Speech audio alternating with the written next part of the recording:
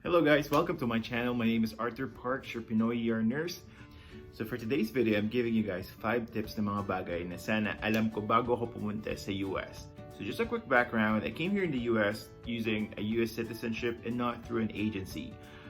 Typically guys, kapag agency kayo, minsan sila na mismo magbibigay sa inyo ng like bahay for like 2 months.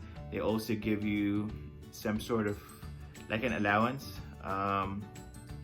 So sa akin, I have my dad and my brother who help me, but for the most part, I need to figure everything on my own. So this is just based on my experience, and I really hope na may matutunan kayo dito. So number 5, learn your location. Better kung makukuha na ninyo yung exact location kung saan kayo titira, at least makapagplano na kayo saan ba ang pinakamalapit na Walmart, Kroger, grocery, simbahan, gaano kalayo yung commute time ninyo from bahay papunta sa hospital. Kasi if you have an option na pumili ng malapit lang, kung pwede nga lang na walking distance, then do that. Especially during the first few months na nandito kayo sa US, mas makakagaang sa inyo kung malapit lang at hindi nyo na poproblemahin kung paano kayo pupunta sa trabaho. There's also a chance na wala pa kayong magiging sasakyan, so hindi lahat ng states sa US has a very good public transpo. Like here in Kokomo, hindi ganun kaganda yung public transport system like cabs, bus, trolley. We don't have a train. So 95% ng population dito talaga nagdadrive, or kung hindi, nagmumotor or naglalakad. So you have an option to do that if it's like summer season, pero during winter, hindi nyo kayang maglakad sa ganung klase ng weather. So it's really important for you guys to know your location. So that's my tip number 5. For number 4, know your budget. Pag alis nyo ng Pilipinas, for sure meron na kayong idea kung magkano yung magiging hourly rate ninyo. So just go ahead and base your monthly budget. Depende kung ano yung calculation ninyo. Pero consider na meron pang mga deductions doon like tax, insurance, at sandabukan pa ng mga deductions.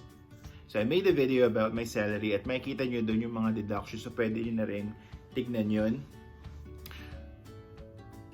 If you have an option na magkaroon ng at least security blanket dun sa budget niyo, please do so.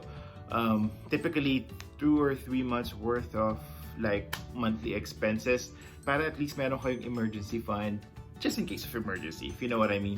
Especially kung pupunta kayo dito na wala kayong ibang kakilala, so medyo naging komplikado yun kung wala kayong mapagkukunan ng any funds. So again, for number 4, make sure to know your budget and stick to your budget. Number 3, establish credit. Pagpunta nyo dito sa US, para kayong bagong panganak. So, technically, you don't have any credit history. It's not bad, pero it doesn't mean kasi na makakakuha kayo ng magagandang APR offers. So, what I did, nag-apply ako ng Citibank, and they have an option na magbibigay kayo ng $500 as a deposit, and in return, they'll give you like a $500 credit card. Pero, be careful. Huwag nyong i-max out yung credit card na yun. If you can, just use half of it. Kasi pag minax out nyo yung credit card ninyo, kahit binabayaran nyo yung minimum payment ng on time, hindi pa rin siya masyadong maganda for your credit. So just make sure na half lang ginagamit nyo sa credit card and pay it on time every month. And this is actually going to help you to build your credit. I'm not the expert when it comes to talking about credit, so make sure to do your own research. And aside from that, open a checking account and a savings account. Kasi unlike sa Pilipinas na typically your employers ang nag-a-arrange nun, dito kahit na marami kayong trabaho, lahat ng pera ninyo papasok sa iisang checking or savings account. So make sure to establish your checking and savings account. Number 2, learn how to drive. Yes, bago kayo pumunta dito sa US, at least dapat marunong na kayong mag-drive. Again, depende sa states. If you guys are living in New York or even Chicago, then maganda yung transport system nila doon, so you can use train, you can use Uber. Pero pag mga katulad dito sa Indiana, wala talaga kayong option kundi mag-drive. And kung hindi kayo marunong mag-drive, magiging mahirap ang pagpunta sa ospital, pagpunta kung saan-saan. So please, learn how to drive. You don't really need to be like an expert pro driver, pero just learn the basic. You have an option na kumuha ng mga classes pagdating nyo dito just to make sure na may papasa ninyo yung driver's test. Kasi ibang-iba siya sa Pilipinas. Sa Pilipinas, pwede hindi ka marunong mag-drive, makakuha ka ng lisensya, pero dito talagang kailangan mag-drive. I even failed my driver's test like 3 times. Yes, ganun kahirap ipasa yung driver's test dito kasi so kahit na minor lang, minsan talaga hindi ka nila bibigyan ng driver's license if they know that you're not safe. So please make sure to learn how to drive, and kung meron kayong option na gawing international license, then it's better kasi at least you will have a flexibility to use that license for I think 1 month. So learn how to drive, and that's my tip number 2. Number 1, do not buy brand new cars. So, maluro na kayo mag-drive, and now, confident na kayo with a new job, they will give you an option to lease or, unlike sa Pilipinas na medyo mahirap makakuha ng bagong sakyan, dito guys, pagpasok ninyo doon, pag nakita nila na nurse kayo, bibigyan kagad nila kayo ng sasakyan in a matter of 30 minutes.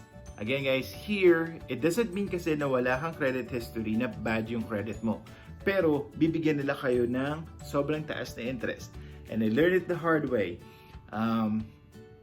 Medyo na-entice kasi ako dahil heated yung seats, heated yung steering wheel, maganda yung kulay, mabango yung loob. So I was like, okay, sige, bibilin ko to, brand new car. But yeah, you will end up with sobrang mataas na interest. And there are a lot of second-hand cars here na parang brand new pa rin. Like minimal mileage, sobrang ganda pa rin ng interior. Kasi nga, you have an option to check kung ano yung naging history ng car. And for the most part, marami dito yung parang nililease lang. Tapos after nung lease nila, ibabalik nila sa manufacturer. Tapos, ibibenta na nila ng sobrang baba. Sabi nga nila, the moment na nilabas mo yung sasakyan dun sa parking lot ng dealer, automatic $10,000 kagad yung binabawas dun sa presyo ng sasakyan. Again, hindi ko siya pinagsisisihan, pero I could have made a better decision about buying a car. I should have bought like a second hand na medyo maganda yung quality rather than buying brand new. But again, it's up to you guys. If you think you're confident enough na kayang-kaya ko itong bayaran in a matter of 2-3 years, then go ahead, splurge on buying that new vehicle. So again, thank you so much sa mga nag-views ng videos. We are growing, guys. I really appreciate yung mga nagsusubscribe at nag-iwan ng mga comments. I'll go ahead and try to make more videos in the future. Again, thank you so much for your support, and I hope you have a wonderful year ahead. Bye!